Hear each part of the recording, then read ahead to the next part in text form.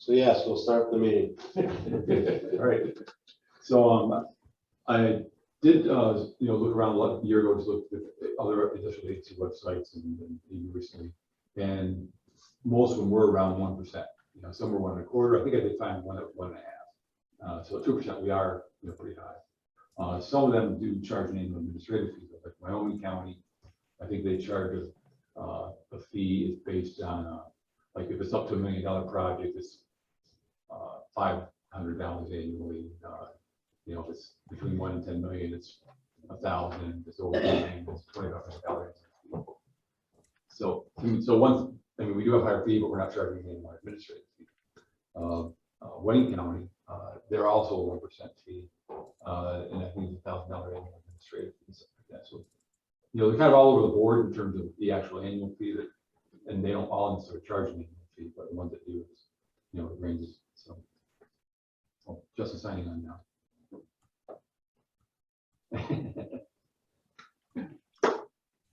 So we'll adjust help me with that. So. I kind of have mixed emotions on the fees. They're coming, they know what our fees are when they come to us. Right. They have the application, we lay out our fees, and they've made a decision that even with that fee structure, they're coming this way.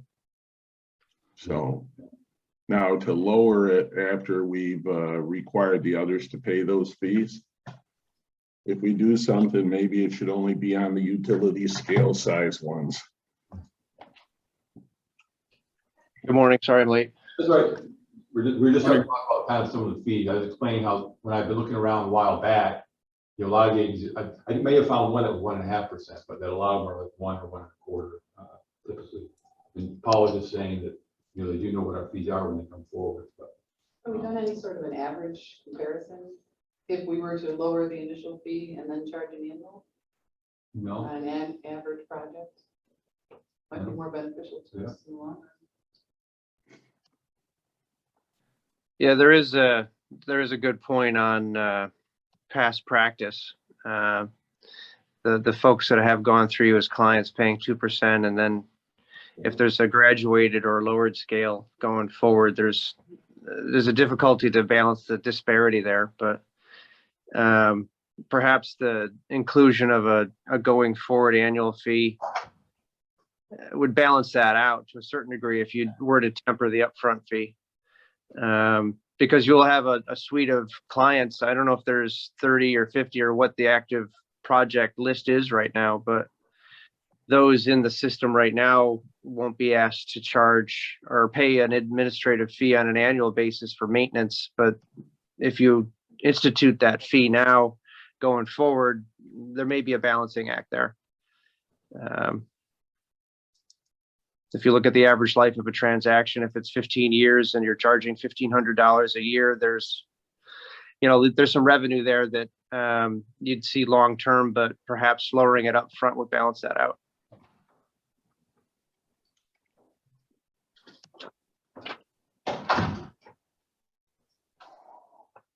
yeah. So, it'd be 1,500 for 10 years. 50,000.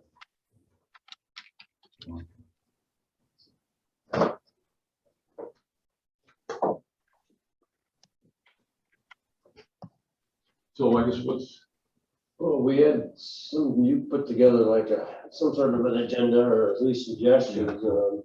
The first one was IDA, UTEP, and procedural issues in light of the state's new valuation method. So I guess that means, do we want to stay with a per megawatt, or we want to do it a different way? with I guess with the state's new valuation, it works out to being does it end up working out to being a per megawatt fee that we end up charging under the value, and then we use that as per megawatt. It comes up with what the full value should be, right, Paul? Or what? It comes up with what you can put on the assessment roll as full value. Doesn't mean we can't charge negotiate a per megawatt fee. Right. But Or you could also do an assessment-based pilot. right, where you do a percentage abatement, like we do with our other. Yeah, it gives you two options without, the problem in the past were a lot of assessors, and if you were listening to the webinars, asking about why can't we use cost? And I've never been a fan of cost because it's clear that they cost a lot more than what the revenue, either a discounted cash flow or an income approach to value would generate, okay? So at least now you have a statutory mechanism on how assessors have to appraise these. So it should take a lot of the concern out of Article 7 or certiorari reviews of assessments if they follow and adhere to the law. So you may see some people going to an assessment-based arrangement with these pilots. I think the industry is going to continue to want certainty, and the fixed dollar per megawatt structure is something that has been instituted and kind of understood as a standard. The new assessment regime, if you will, in the short term, it as you point out, is going to have taking the IDA and exemptions out of it. It's going to have a couple of impacts on local tax rolls. First of all, they're not going to be assessed at a cost structure with $1 million a megawatt type thing. It may end up being half of that. Some assessors in the state have been going to $2 million a megawatt. I mean, it's just crazy. But as they temper that, and it comes down to the discounted cash structure, those assets are going to sit on the rolls, whether exempt or taxable, at a much lower amount because of the discount formula. It will temper the amount of special district charges, even if it is exempt. So there won't be as many as the colloquial, gold-plated fire trucks out there, if you will. And with respect to the IDA structures, there's going to be a secondary impact of the very small community-based solars, megawatt and less. I think as they analyze what the likely assessed value will be, it won't be necessary or beneficial for them to really go through the IDA, or even try to pursue a 487 pilot if they can absorb what will be a much tempered assessed value. For the IDA's purposes, as you look forward into how that assessment regime is going to be absorbed into county, your cost benefit analysis is really going to be what will, and the resultant pilot benefits will be the thing that is tempered. The developers are going to still want your per megawatt pilot structure, whether it's inverted or not. But what is going to occur as you analyze the potential savings at the public hearing level is that you're going to see, instead of what I've seen, statewide, at about an average of 75% abatement throughout the term of the pilot, they may end up paying about 20 to 25% of actual taxes. That results in abatement at the end of the day is going to be much lower because the assessment will be much lower. So as we analyze the potential savings, that'll be affected.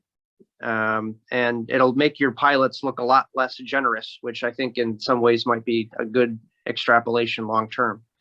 But they're still going to want the certainty of the fixed dollar amount, the certainty of payment over the life of the pilot, at least with the improvement side of things. And this is some of the subject matter that I may suggest going into executive perhaps, but there's always variables on these projects. Even if there is a pilot in place, they should be paying full taxes on an assessed land value, and they should be paying full special district charges, which again is tied to the full assessed value of the improvements. So there's variables there that they can look at the pilot schedule that you have historically viewed as what the pilot is, but there are unknown variables that travel with that, being the land tax and special district charges. Some developers overlook that. That comes as a little bit of a surprise, but that's something that you really can't control under the pilot itself. So I think generally, just to sum it up, the new assessment regime is going to generally impact what your pilot analysis will be at the hearing level and what the long-term savings may actually be because of the lower rateable. Well, there's no question it's lower. I'm looking at the Oya projects, Dave. Yep. They're currently assessed for 2021 at $6.8 million. Using the 2% community credit that Bill gave me, that's going to lower that assessment to about 2 million, a little over 2, using the new calculator. So it's going to be a shocker for the towns when they start looking at what that's going to generate for a new assessment. So 2.5 or just 2 million? Oh, just a second. Now, it all depends whether the 2 cents is the accurate number. Using 2 cents as the community credit and all the other appropriate inputs, it's about 2.06 million. Exact number, 2,063,000 roughly. So even if it goes up from there another million, it's still a significant reduction in what's on the assessment rolls for 2021. So there'll probably be a little shock value to the towns on what they may lose in their special district assessments this year for 2022. It's the only one we can look at because it's the only one that's been finished and actually assessed. Yeah, one metric or one part of this new law that I'm not 100% sure on, but could check, is whether assessors are required to look back at existing assessments on solar and other renewable energy arrays and adjust them. And in essence, it kind of forces the result of a cert, or if it's just forward looking for projects coming online, and the burden is on existing developers to say, hey, wake up me without filing a cert. I'm not exactly sure how that mechanism is intended to work. Well, as I would just say, as assessments are of an annual determination under the real property tax law, I think it's going to be mandatory for the assessors to use that on existing projects. But I haven't seen anything to change that in the law, but I doubt the state would penalize those that were done first and give the golden handshake to the ones that are going forward. Right. So, I mean, if it was me as an assessor, I'd use the formula and lower it because all you're going to do is guarantee yourself a cert. And these aren't going to be inexpensive reviews to do in the courts, that's for sure.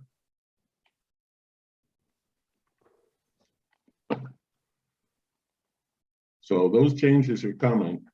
So Paul, earlier when I came in, you were talking with Bill before the meeting. So that would come to, what did you say the tax bill come to 8,000 for that project?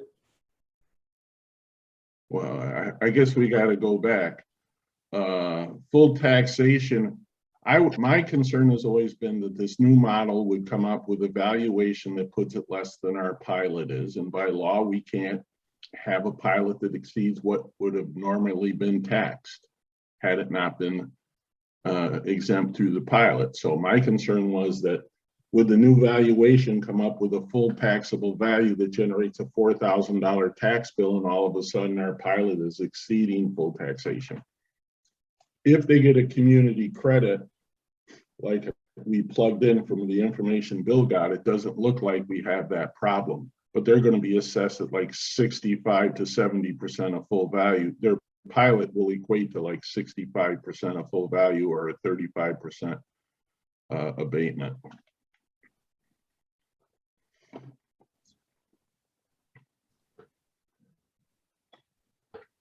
Right. So I guess, I mean, is there, well, I guess it doesn't really require any changes to our UTEP currently. I mean, it's still just fed per megawatts. I mean, how we get there is outside the UTEP itself. So.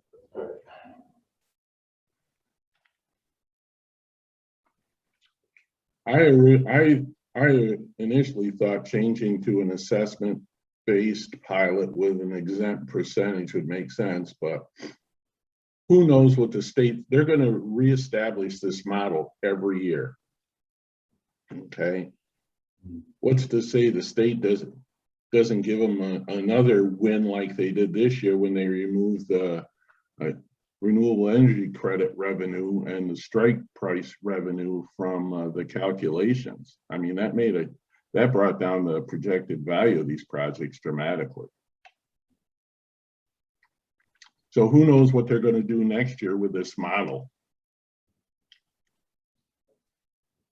I guess we're probably all right leaving it as it is for now. Yeah, and this goes into effect January, is it January 1 this goes into effect? Well, it goes into effect for the March 1st taxable status date in 2022, but the law's in effect now.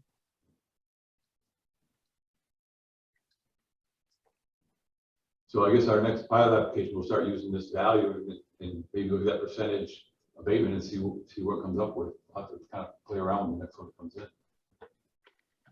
I think the one thing we need to do, I sent it out earlier, I think we have to have some additional information we demand to be able to do this at the time of application, and that may be something we talk about. We currently don't ask, okay, do you get a community credit for your project? All right. We're going to need to know whether if it's a VD, distributed energy project, we're going to have to know whether they get a community adder or this community credit. And if it's a tier 1 project, at least you can find out information on NYSERDA incentives to them online. And Bill, those values exist on this website that National Grid provided me, but they will not tell us without an authorization letter from the developer what they actually have been given. I mean, this is monthly value, so we can, if we knew which one it was, we could plug it in, but there's no way of finding that out without the developer giving it to us or without the developer telling National Grid it's all right for us to see that value. So they have rough numbers, but they don't have project specific numbers, you're saying? Correct. See, on the tier 1 projects, they have the actual numbers by project. So that's a little different. Well, we can always, Getting back to the model, the one unknown is how assessors handle the land value. You know, That's a topic that we need to, I think, discuss and try to get to a uniform approach throughout the county.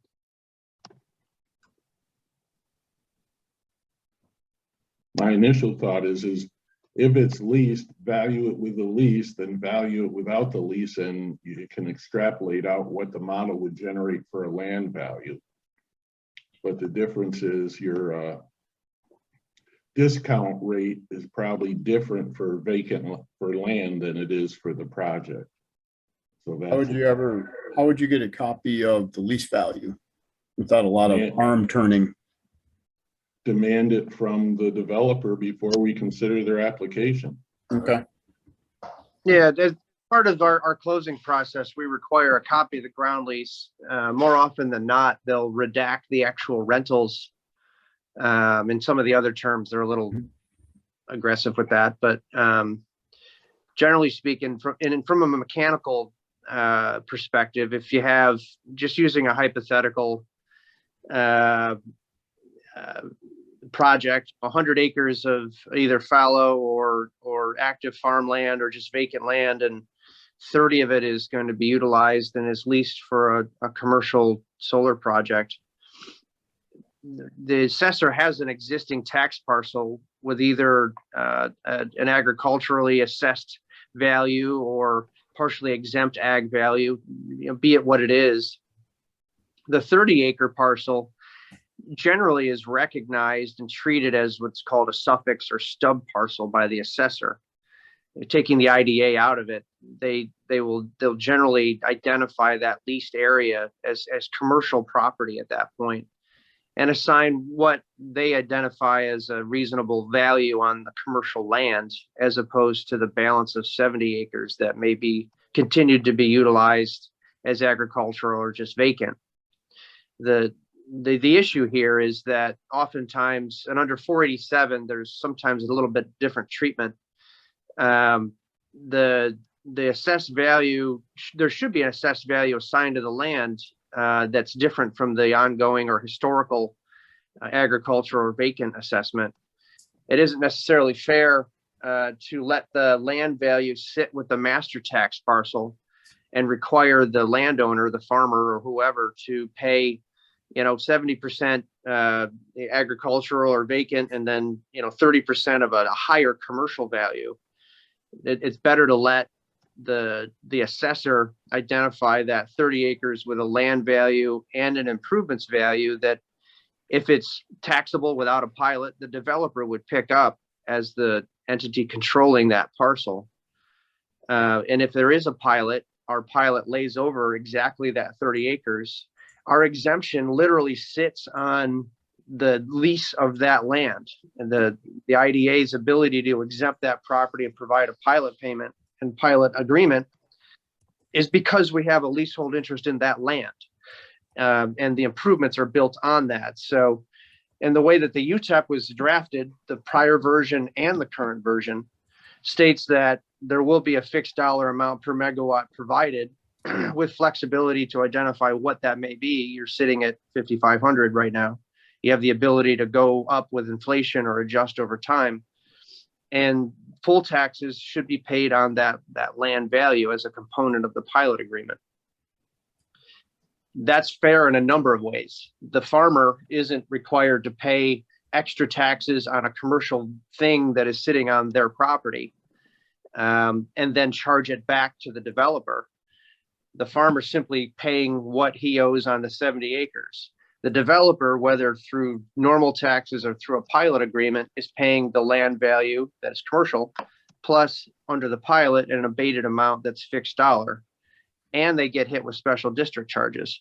That's fair in a number of ways because the farmer isn't penalized and charging it back to the developer.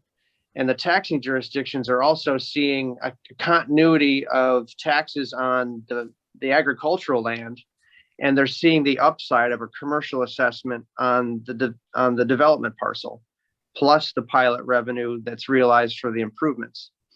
There's some mechanical things that I want to go through with you on prior projects and forward-looking projects to avoid situations where if the farmer is forced to pay an increased amount of taxes on his land because of the hosting of a commercial solar array, and under his ground lease with the developer, he's charging that back. The developer, in essence, is paying those taxes under the ground lease and potentially crediting or asking you for a credit for that, as opposed to simply paying it, which is consistent with your UTEP. We're trying to institute, and in talking with Dave and others, a uniform standard for how this is approached. We've had some preliminary conversations with the County Office of Real Property Services on how they can play a role in helping to establish uniformity throughout the county, because every assessor is different. You have, perhaps a dozen towns, and you may have, a dozen different opinions on the matter, or a dozen different approaches that could result in pilot mechanics and billing that is pretty different throughout the county. It'll be helpful to try to come up with a standard where if an assessor is going to establish a stub parcel for one of these projects, which they should, it should have a component valuation for land as commercial assessed and whatever they think is appropriate at this point for the improvements value. As we've talked at great length, that improvements value is going to be tempered now with the discount to cash approach. But those two metrics, land value and the forward-looking improvements value, are really important components for establishment and administration of the pilot agreement itself. We need a land value to bill, and then whatever the per megawatt charge on top of that is really what invoicing should go out and what kind of remittance should come back for distribution to the taxing jurisdictions. We had a glut of these things go out in the last 18 to 24 months, and we're going to have more coming online in the near future. The challenge is trying to make those all look and be handled from an administrative perspective consistently. So all the developers are getting the same kind of bills and have the same obligations under their contracts. Just clarify something you said earlier. So say the developer's leasing 60 acres, but the project is on 30 acres. We're collecting on the land value of the full 60, right? Or just Really no, well, what you'll see is there will be parity or some matching. They're going to lease 60 acres or building on 60 acres. Or what you'll see in some instances now, what I'm noticing is if they are leasing significantly more acreage than their initial installation sits on, what they're waiting for is regional or more local interconnect capacity. And they're going to just start doubling. Once they can get to it, they're going to start doubling these arrays. They're oftentimes what you're seeing is the first of what they think is a component or integral build out of an array, and it's all throttled by interconnect. So that's something to keep an eye on. A lot of these projects are just component A of what they hope to stamp out on more. But in the meantime, are we looking at full land value differently for the 30 acres under the project and the 30 they're leasing that doesn't have arrays located on it? If it's leased for commercial purposes from the landowner, it should be treated by the assessor from the fallow land. And the assessors should have an understanding. And quite frankly, I've gotten to the point now where when we send the 412A applications, because it's part of our job, to each of the assessors in the taxing jurisdictions, we're including a survey and the property description so they can basically establish on the rolls an accurate subtax parcel or suffix or stub parcel that fits the actual lease. What we're dealing with now, there's a couple of projects, and Dave's certainly aware. There were 2 OYA projects that are, and there's some confusions on who is OYA. You have a bundle of projects that are called OYA. There's 4 of them in particular that are actually controlled and owned for beneficial purposes by NextEra, a very large concern.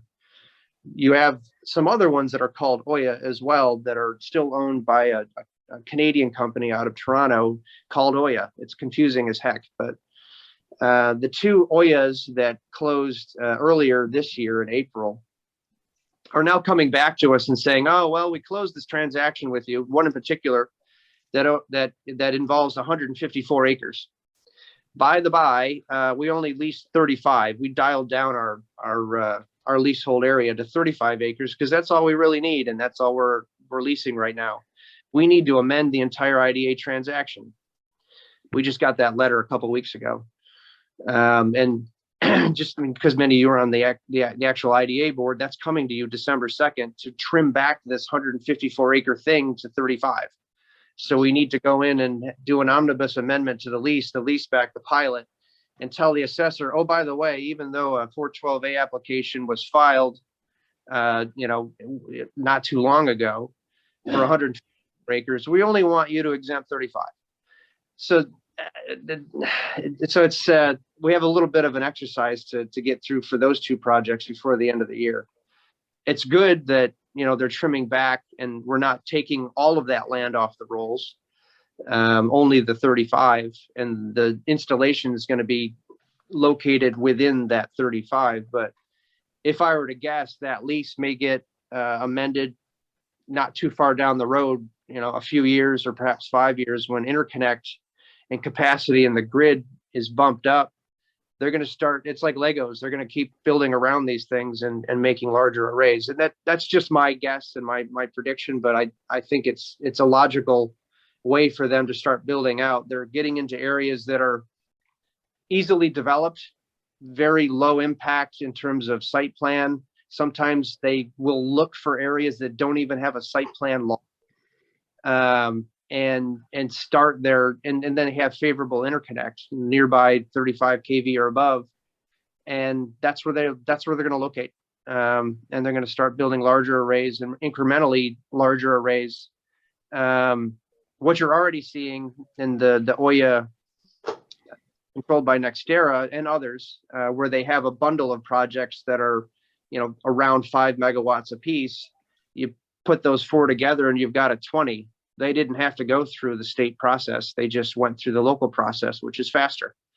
So it's the sum of the parts is what you're seeing. And I think those will continue to grow, which is consistent with the state's renewable energy goals. And it's consistent with deploying green energy. But what you're seeing as an agency is you're in the middle of that exponential growth. And I think it's going to continue. I'm gonna have to disagree with your comment on the farmers. These farmers are making boku bucks leasing the land. So the value of that underlying land is the value to the farmer, not to the project. So if I went to sell my leasehold interest as the underlying fee owner, I'm going to sell that income stream. Yep. Okay. So the value of the land to the farmer is a lot more than as commercial than it is for agriculture. And to say we're protecting the farmer should have thought of all this, or the underlying landowner should have thought of this at the time they did the lease, that they're going to have to be reimbursed for the value, because the value, you know, if I had a 60-acre parcel and I want to move to Florida and sell that income stream, I'm going to sell that income stream, and that's value to the underlying landowner too. So that's one thing. And the second thing is, in Jefferson County, I can tell you from practice, when I was there, suffix parcels traditionally have zero land value, and only the improvements are on the suffix parcel. If there's a change in the land value, it goes on the underlying land value.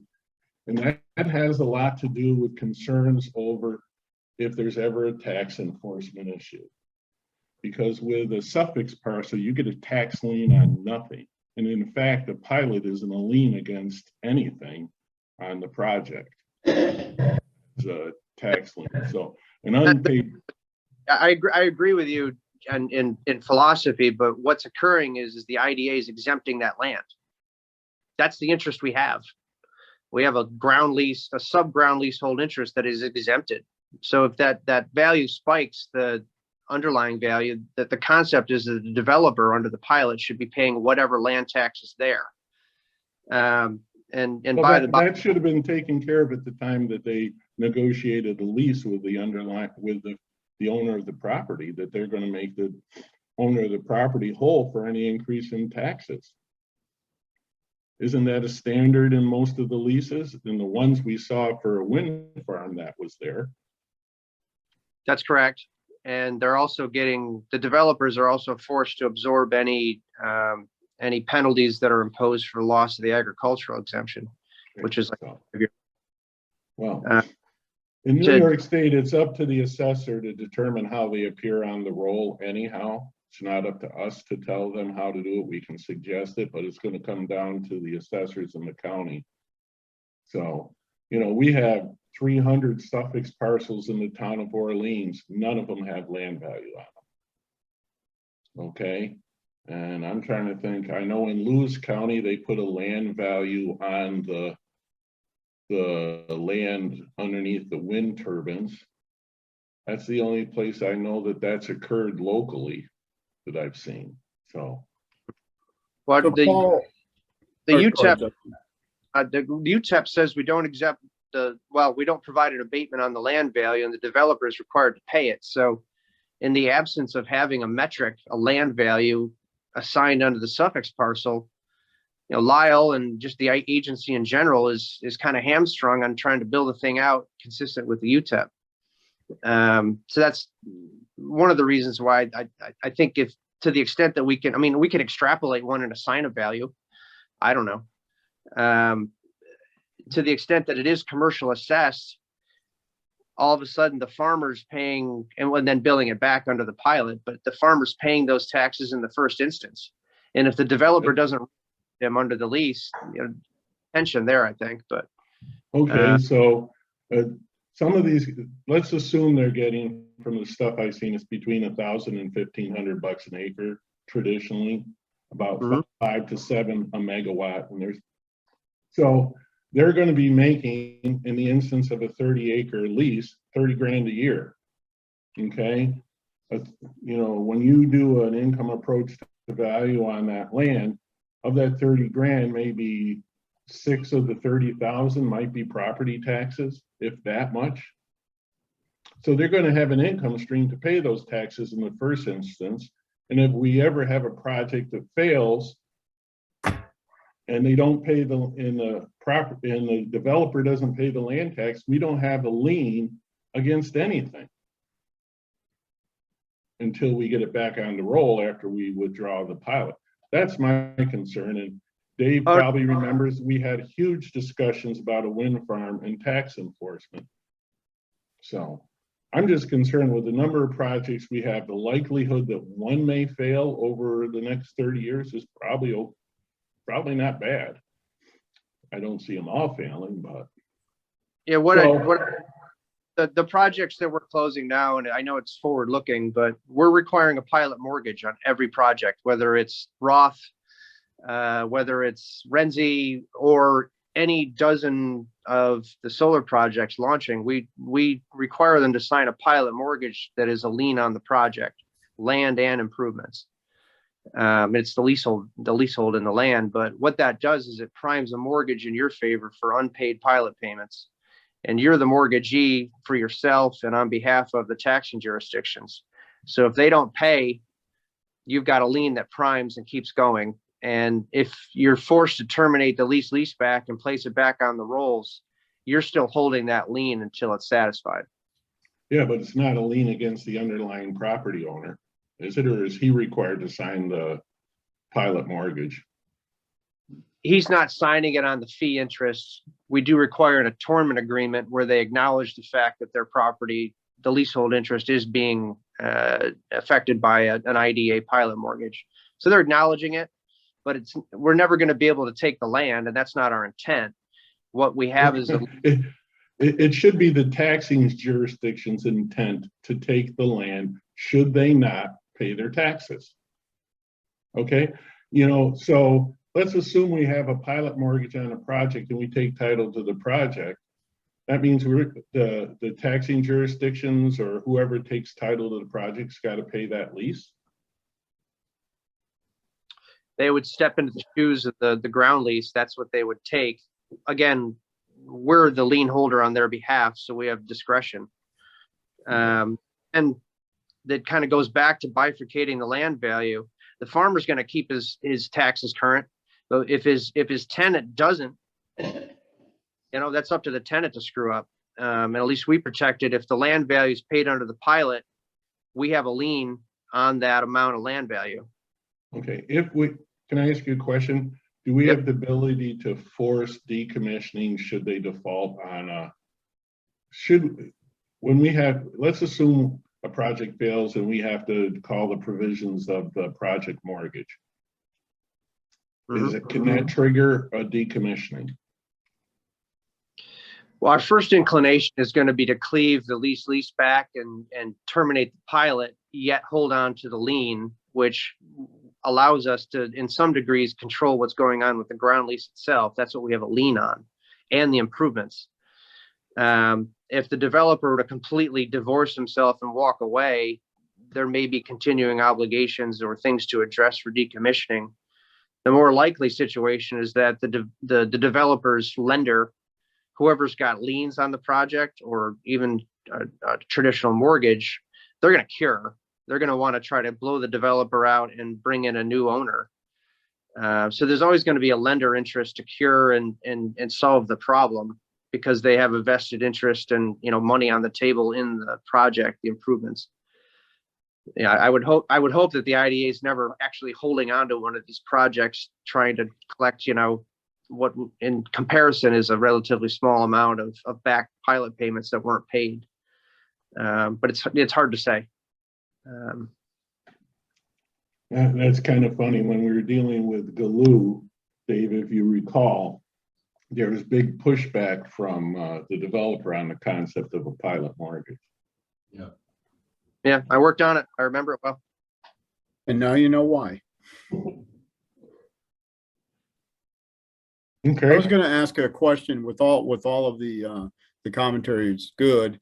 So just so I can understand it a little bit better, if the underlying land with no improvements whatsoever is valued by a local assessor as $300 an acre, some number. And now you create these little couple hundred yard by a couple hundred yard suffix parcels or whatever. And now it's maybe $1,500 an acre.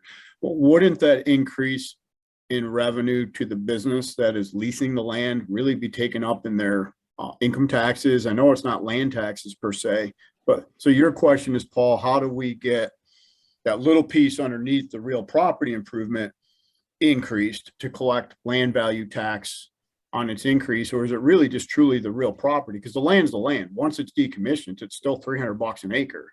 So isn't it truly only the real property improvement and not the physical tangible land? And then should we really not care? Because the farmer, if they're playing by the rules, or any landowner, any increase in income is going to have to be reported on their income tax with basically no offsetting cost. So they're just going to have to pay much higher taxes. I mean, that's the way I look at it. Maybe I'm looking at it obtusely or wrongly, but that's kind of the way I look at it. Well, I look at it that if the higher taxes come to local jurisdictions where the federal and state income tax is not under local control. I agree with you, and I wish there were a way to keep some locally, but I mean, even their state income tax will go a little bit, and I know a little bit of that will flow back to the localities through the county. But if somebody gets a benefit of collecting a revenue stream, and again, they're playing by the rules and disclose it, they really have no offsetting cost. If they collect $30,000 a year, they're going to have to pay taxes on $30,000 a year, probably a pretty high tax rate. I'm guessing. It's really a function of recognizing something as commercial as opposed to vacant or agricultural. Yeah. Absolutely. So is our simple thing to take the whole parcel at whatever the assessor has previously valued the land at? Is that a simplistic approach, and then forget about all the suffix parcel and stuff other than the legality of it, and deal with the real property improvements and assume the underlying land will at some point not be commercial again? It'll basically be farmland or whatever, cropland or wooded lots, or in time it'll be something else.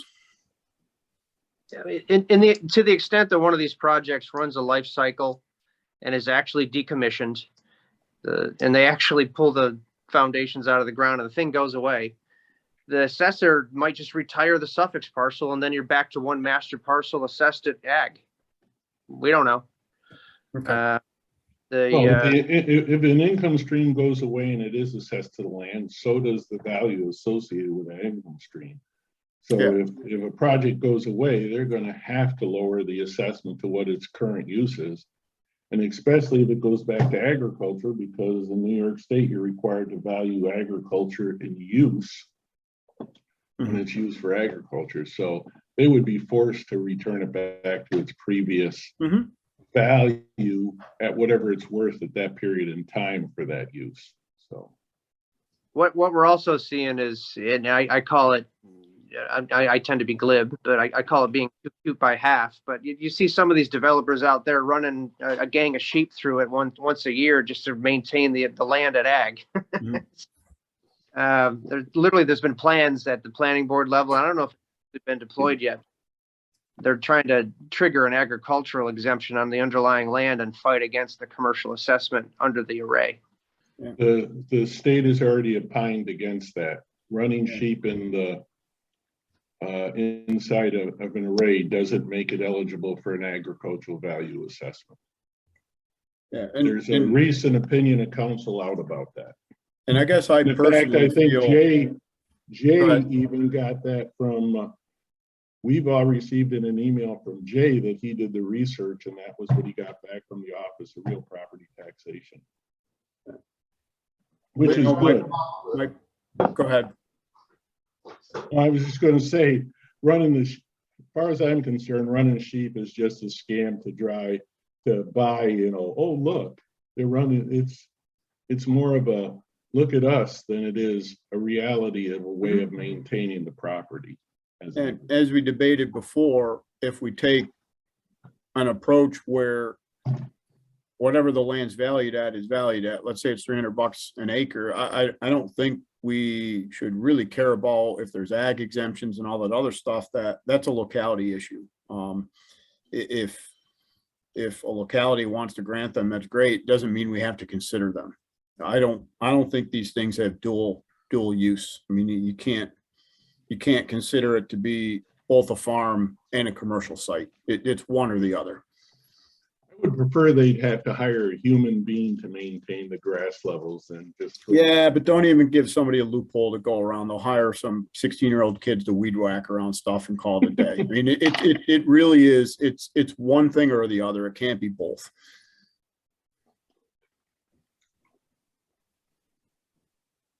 Justin, do we want to go into the executive session to talk about some issues with the other? Yeah, I would. There's a motion made to go into executive session to receive advice of counsel. We could go in and talk about some technical issues that we're dealing on a legal level on a couple of projects. I'll make the motion to enter executive session to get advice of counsel. Second, anybody? Second. All in favor? Aye. Aye. Okay. So to talk about the Chameau project, we can try to set up a meeting to get the school, town, village together. Talk about their options, might be in 47. I'm not sure, Justin, if that's something where it might be helpful to have you there as well, or I guess I can start with them and see. I mean, Dave Paulson may be fine too, and anything like that at this point in time. Well, I would put it to Bill as our county legislator representative. It was a suggestion from the chairman. I'd leave it up to Bill whether or not we do it. I think it makes sense, hearing all the potential pitfalls of a poorly written pilot, that it may make sense for us to provide technical assistance through the 487 process should they decide to move forward with it. Yes, and I've already been asked by the town and the village to set up that meeting, so. Oh, good. Okay. I just think, we were all comfortable with Matt Moses, and now we're hearing things that Justin has brought up that make a lot of sense that were missed. And having seen 147 pilot, it was literally from a different area, 2 pages long. Okay, there's no way it's going to deal with the long-term protections that we need, not only we, but the taxing jurisdictions need to provide if they're going to enter into one of these pilots. So I just think it makes sense to do. And if we have to underwrite some of the costs to protect it, I think that makes sense too. Right, and I would love to have Justin at that meeting, because I'm not sure about Mr. Paulson's familiarity with 487 either.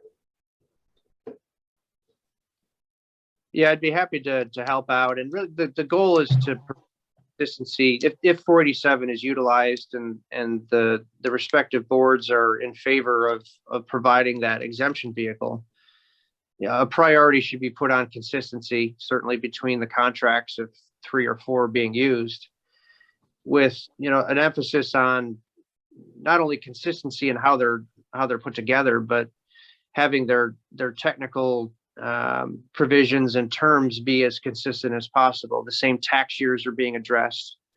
The payment amounts are set forth in an intelligent way.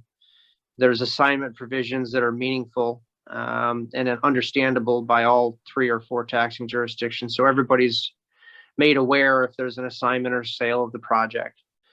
And if there's default provisions, what happens if they're not paid? Does the exemption get pulled away by just the school because they happen to be more aware or in tune with what's going on with a particular project? It's just difficult for all 3 or 4 political boards to move affirmatively or respond to an issue affirmatively and consistently if there's a disruption. again, without putting too fine a point on it, having a one single pilot contract deployed by the IDA is a little bit more nimble and responsive than having to respond as a community through 4 different or 3 different political boards. It just creates challenges. So some of those can be overcome through just consistency in drafting and preparing the actual contracts in a way that you getting through each of those political boards cleanly. But also certainly you have to give deference to their council and their comfort level, the town council, the school attorney, if there's a village attorney, and certainly Dave on behalf of the county, who's a great lawyer. But again, these are very specific things. It's a very unique and kind of specific subject area that no one can be expected to be an expert on unless they do it every day of their lives. So to the extent that, we can provide technical assistance, that would certainly help the taxing jurisdictions. One of the other downsides, it's an upside and downside, and it's self-serving again, sitting with the IDA hat on, your IDA folks, and I'm generally an IDA counsel. When projects like this deploy through an IDA, the expenses associated with legal counsel and putting the deal together are clearly borne by the developer, and that's triggered in the first instance when they sign the IDA application. The 487 pilots don't have that kind of affirmative protection. What we've seen, and it's not a huge criticism, it's just what it is that the town says, oh, geez, we've got this developer, we're generally favorable of providing a 487 pilot, or whoops, we missed the 60-day letter, but we can still put a contract in place. The town's paying its lawyer out of its general fund. Same thing with the village, the school districts, if it's their school attorney spending 50 hours that month and 20 of it's on a pilot. Same thing with David at the county level. The guy's like anybody else drinking out of a fire hose, trying to deal with all of the legal issues associated with the county. And he's spending significant amount of time addressing a contract that generally is viewed as favorable to move forward on.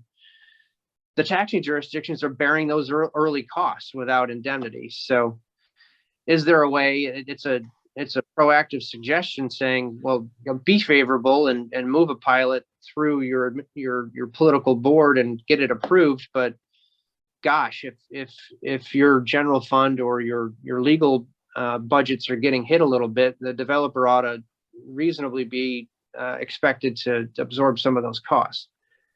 That's the taxpayer shouldn't be borne or responsible to take on a significant expense that's tied to giving somebody a tax break.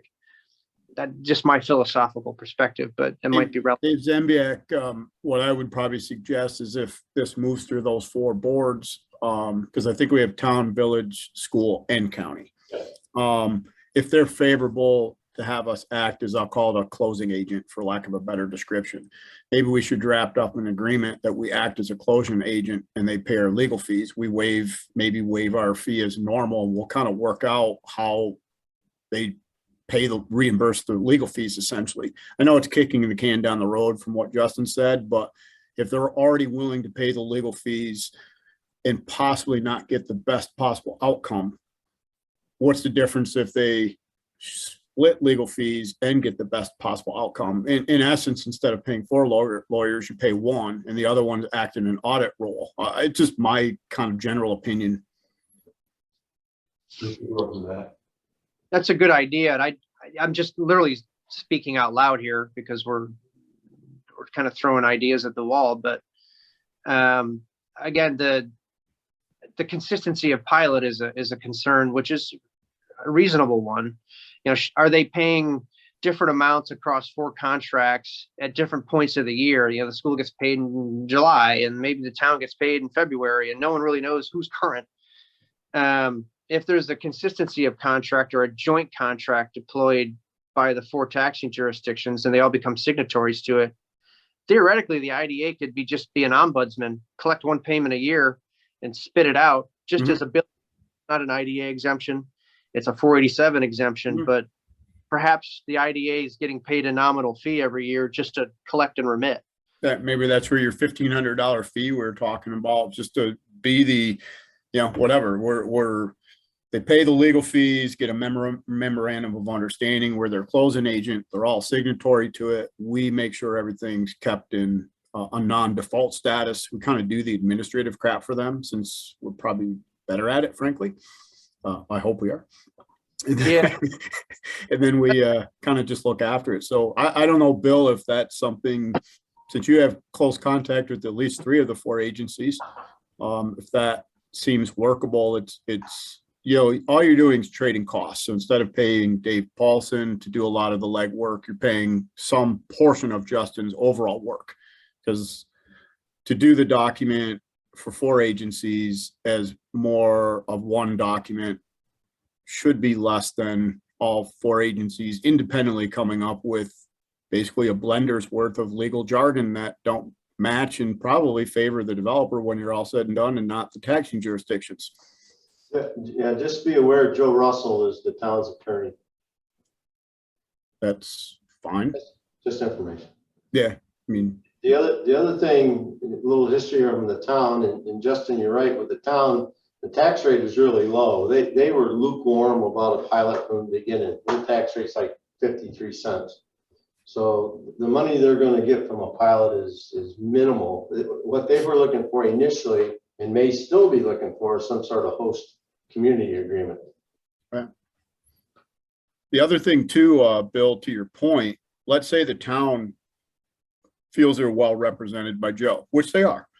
If they don't want to be part of the MOU, that's fine. I mean, it's really up to any of the independent agencies. If they think they can singularly go after this and deal with it, they're representing their local tax jurisdiction. The IDA's got no skin in this game. Right. We're just offering, as you've requested, the county has said, hey, since you're better at this, could you sort of look after it? And kind of the joint concept that Justin and I were just now speaking about really is the best way. So if they approach this as 4 entities pointed in the same direction and all aligned and leveraged against one developer, it's way better than one developer leveraged against 4, what I'll say, much weaker entities on their own. And it's not a disrespect of any one of the entities, but clearly they're all weaker when they're singled out, which is exactly what the developers want to do in the first place, is single them out. I think Yeah. it's important to what remember that the only The, reason we're talking about this project is because it's been such a mess. And it's Because built. Norbit started, they built, he sold it to a project, he owns the underlying land now. I don't know why anyone wants to deal with Norbit because he's not the project. And that goes back to a lot of what Justin's been talking about, is who is the project owner? So I think it makes sense to get involved to try to work through this so that everybody's protected. Yeah, and I don't know how, I mean, at this point, what leverage does the town have to do an HCA if we've already done site plan approval and tried some, well, no, it's. No, village. Right. that was the point as well. Dave hit it right on the nose that with all local site plan and permitting attributes in place, there's really no way the town can slow anything down to say, oh, this is subject to an HCA. If they do have a 53-cent mill rate, that's great. Maybe the best thing for them to do is just not do anything. Right. And the project is going to be subject to that town tax exposure. It's not exempted for purposes of town taxes. The upside for both the town, well, the upside for the town and potential downside for the developer is they could build a giant sewer treatment plant or a brand new town hall or have a giant bridge or something. I mean, their mill rate could go to $5 someday. You don't know. Or they could just, replace snow plows occasionally and have a continued sub $1 mill rate. You don't know. But the school district is what it is. If it's built, the school district doesn't have an appetite or ability for HCA's. They do have the ability to accept their proportion of taxes. And that's where their appetite for a pilot is if this thing is built. Again, the important dates being the next tax status date if it's substantially complete. And really, if the developer got that far down the road without a pilot, the school does have some leverage to make sure that it reads intelligently. And if they have an appetite to make it consistent with what the village is doing and what the county is doing, a joint contract or a joint pilot that has important provisions embedded in it in terms of exact years, exact payment amounts, consistent payment dates. And if there's an ombudsman there that the IDA plays a role for, that may be great. And one of the other things I point out on 487 is oftentimes you'll have a rural community where the only person that's paying attention is the town clerk. He or she may report to a supervisor that has fellow board members. They're not in the business of administering pilots. If someone forgets to bill it one year, maybe the next town clerk's like, well, geez, I didn't have that in my file. I didn't know how to bill this thing. Having an agency like yourself that really you have administrative staff, team, and depth to handle it would probably be a little bit better of a platform to deploy the thing on. The other thing might be, I mean, this educational contribution that schools getting, they might be willing to give a portion that they might collect as tax to the town. Well, I think we got a plan moving forward. Okay. So we'll leave it to hear back from you. You reach out, put them together, and then we'll coordinate. Okay. Do we have anything else? That's about everything that was on the. Just one update. Remember we had that Lake Star, the Rutland project? We had the last meeting. They weren't sure yet at this point if they were going to close before the pilot or after they sold the project. So I'll be talking to them later this morning. So we've had the public hearing. So they're basically saying that they don't know yet the value of their energy. So they have an agreement in place with this DSD that may buy the project from them. But they've not yet closed the transaction. They're still waiting for NYSERDA to finalize the low to moderate income program matter. And so before they sell, they want to know the value of the project they have. But I guess in the meantime, should we go ahead with the final authorizing resolution at the next meeting for that Rutland project, or hold off? I guess I can just discuss that with them when I talk to them later this morning. I guess there are options. We go ahead with the final authorizing resolution. Then they may go ahead and, now that it's approved, they may conclude the sale and then come back to us for reassignment, right? Is this for Felt Mills, Dave? Yeah, the Felt Mills project, yeah. Yeah, I get the sense that they may want to close and then come back for an assignment approval. If I were to guess, they're going to send back comments to the documents allowing free assignment. Of course, I would respond in a way that you can guess.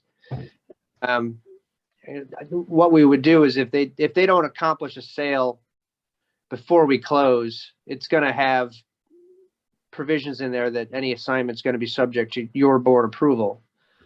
If they look to sell before our closing, it's got to come back to you.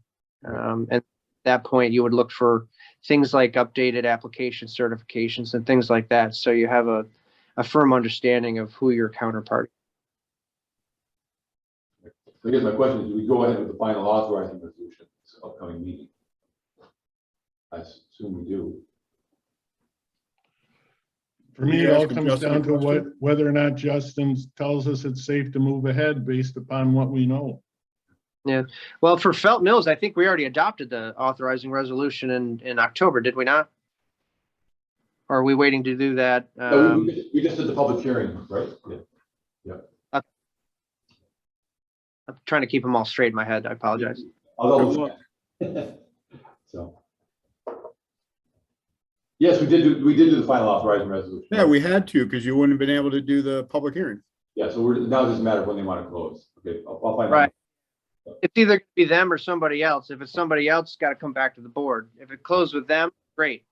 And then they sell, it's got to come back to the board. So we're just trying to get into that regime of always having the ability to identify who your client is, which I think is a fair expectation. And I think that was the one that they were going to use DSD, which was previously General Electric, I believe. Distributed Solar Developers, remember? Was that not the one that they were going to assign it to that company? Yes, DSD. Yeah. And there's been further announcements. GE's now broken up into those three entities, and I'm kind of curious if it's going to actually be called DSD. Yeah, I think Game Farm, that project as well. I think same target buyer. Yeah. We're trying to figure out timing. I asked them if they'd like to close, and then they went into a bit of a cogitation. So I'm trying to figure out the process on that one as well. They'll close when they're ready, and they'll get no exact tax exemption until that time. Or no tax certainty. I guess it's a circular thing. They have no certainty on anything. From your lips to God's ears. Yeah, well, but believe me, nobody's ever listened to me, so certainly God's not going to. Update on decommissioning? Sure. Bill, we almost done. I got to run in like a couple. Yeah, Jay's gonna just give an update here on decommissioning, but if you want to take off, that's fine. Okay, I'll listen. Okay, I emailed out to everybody, a draft, resolutions for Jefferson County Farm Bureau to take to their New York Farm Bureau annual convention. There were 7 resolutions. Jefferson County Farm Bureau has looked at those and they're very happy with them. They are indicating they probably will be setting up a meeting with myself, New York Farm Bureau CEO, and their general counsel to just go over these and see if they want to change these at all. So hopefully these will be put in front of their membership and be drafted as a statewide policy for New York Farm Bureau to utilize on decommissioning, because right now they have very little to no statewide policy when it comes to decommissioning of solar projects. I was curious as to whether anybody, if you had a chance to look at these, if anybody had any questions on them. I can quickly. Jay, I did not get, I'm just checking my email now. I don't see an email from you that had any attachments for me. It would have been late last week, Paul. Usually you go to my junk folder, but. I go to everybody's junk folder. You better resend it to me, Jay. I don't see it last week at all. What I will do is I'll resend these, and if anybody has any comments or questions, please get these back to me.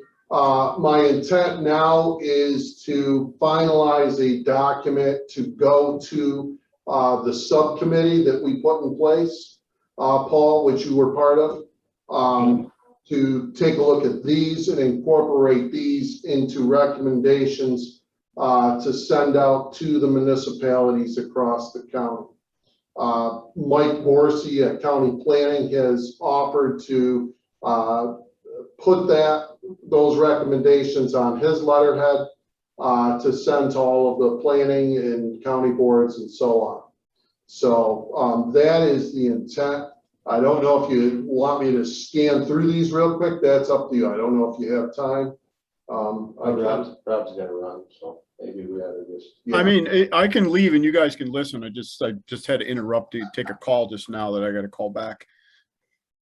Sure. Do you want me I'm just going to excuse myself, and Jay, don't take it as a disrespectful sign of I don't care. I do, but I'll get an update. Thanks, Rob. Hey, take care, guys. I got to go to my paying job now. Yeah, I'll just send these out. And Justin's the only one getting paid for being here. Actually, Dave and Jay do. Too. What? What's that? Paul, What? you get paid for this? We're not getting paid? Yeah, you get paid. In heaven, you'll get paid. You'll be surrounded by 7 virgins or something of that nature. I don't know what it is. Take care before I say something more stupid. Bye. So anyways, I'll send these out to everybody, and if you have comments on them, please let me know. Like I said, what we're trying to do here in Jefferson County is now rippling out across the state, which is a good thing. So. And in the meantime, too, as we said this earlier, I'll work with Lyle on some examples for pilot agreements using the administrative fee and different percentages. So that passes out. Sure. I sent you a list, Bill, of all the projects I have pending, and the only ones closed are Oya and Congo Leeds. Any one of those projects that was not closed by Harris Beach has the same problems. So, 18 and ASA is pending. I don't have that one. Yeah, Justin's going to close that one. Yeah, so that one will be done right. Very good. Sure did. Thanks, everybody. Thank you, Justin. Yeah, have a great morning, guys. Have a great day. We motion to adjourn, right? I did, I have it right down here. I'll second it. Perfect. All in favor, aye? Aye, we're good.